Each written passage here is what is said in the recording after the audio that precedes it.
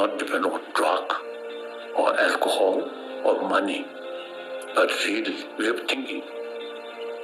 This is the ultimate source of happiness, joyfulness.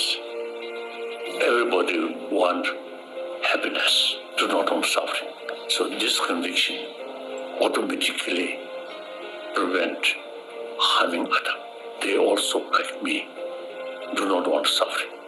Individual people's survival depends on the community. One individual, no matter how powerful, just remain one individual, cannot survive.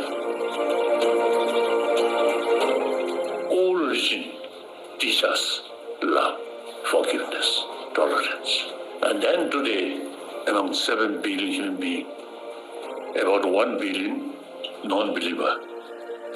These are also human brothers and sisters. So they also, need human love. Not necessarily pray to God or pray to Buddha. Buddha, cannot remove the human being's suffering by his hand. Nor Buddha cannot wash the negative emotion of human being or sentient being. Nor, he give us his own inner peace. No, nothing. Only thing is, he show some method how to bring inner peace according to his own experiences.